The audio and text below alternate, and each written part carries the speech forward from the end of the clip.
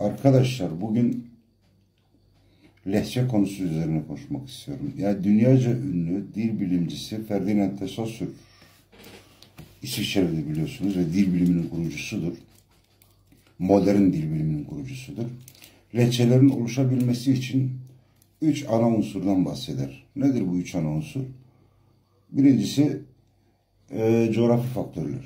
Nedir bu coğrafi faktörler? İki aynı dili konuşan gruplar birbirlerinden dağlar, sıra dağlar, ormanlar, denizler yahut benzeri bir şekilde başka bir coğrafi engelle birbirlerinden ayrılıp aralarına bir zaman, süreç yahut engel çıktığı zaman bunların dillerinin birbirlerinden farklılaşıp birbirinin lehçeleşmesi gayet muhtemel bir olaydır.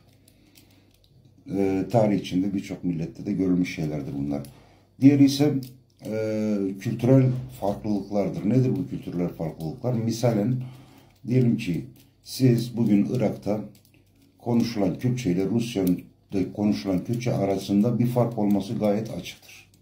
Nedir? Çünkü bir Rusçadan daha çok etkilenmiştir. Birisi Arapçadan etkilenmiştir. Yahut İran'daki de Farslardan etkilenmiştir. Farsçadan etkilenmiştir.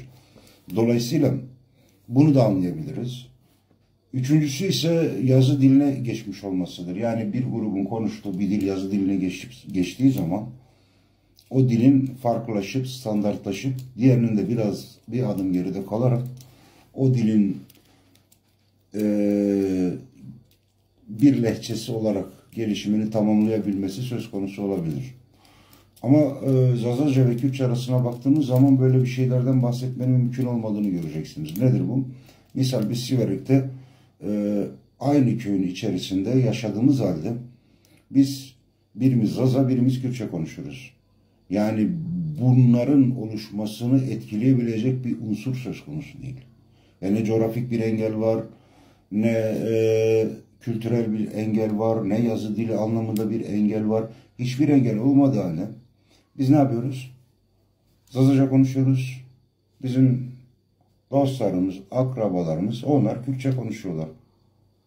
Dolayısıyla bunların biz birbirlerinin lehçesi olduğunu iddia edemeyiz. Neden iddia edemeyiz? Çünkü lehçenin oluşmasının bir mantığı vardır arkadaşlar. Aynı köyün içerisinde oturup da kendi kendisine lehçe oluşturmaz kimse.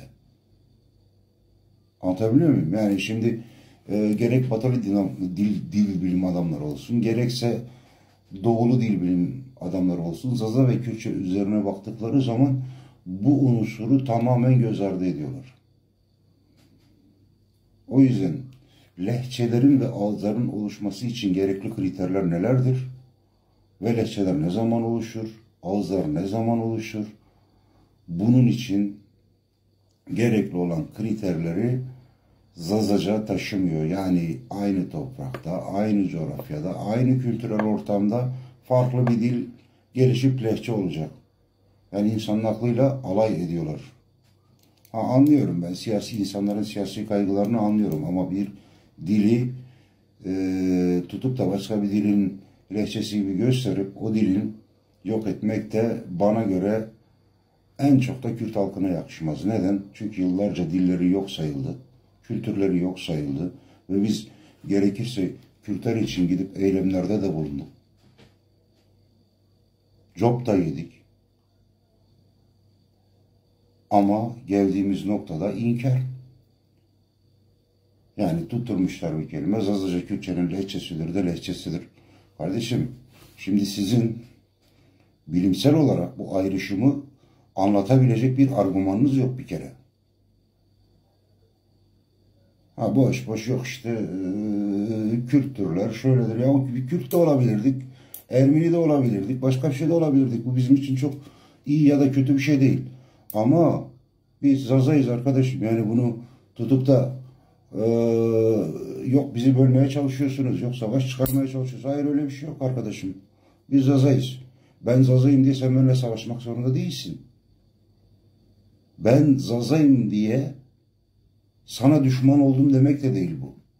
Bu coğrafyada yaşayan yüzlerce millet var. Yüzlerce dil var. Lazı var, Çerkezi var, Ibığı var. Var oğlu var. Bunlar sana zarar veriyor mu ki? Yok eğer siz kendi sayınızı Zazalarla artırmaya çalışıp evet siz de bize katılın. Bizim amacımız için çalışın. Ha, ya ama işin özünde siz de Zazacan'ın Kürtçe olmadığını bana göre çok çok iyi biliyorsunuz. Neden biliyorsunuz? Bir, televizyonlarınızın tamamı kurmancı. Gazetelerinizin tamamı kurmancı.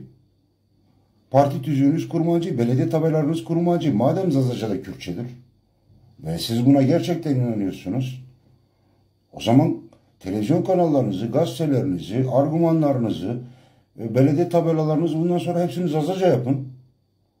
Bu kadar süre biz kurmancı için çalıştık. Biraz da Zazaca olsun bunlar. Madem buna gerçekten inanıyorsunuz. Ama işin doğrusu sizin de biz buna inanmadığınızı çok çok iyi biliyorsunuz. İnanmıyorsunuz. Yani sizin buna inanmadığınızı biz açık ve net bir şekilde biliyoruz. Kalın sağlıcakla. Benim söyleyeceklerim bu kadar.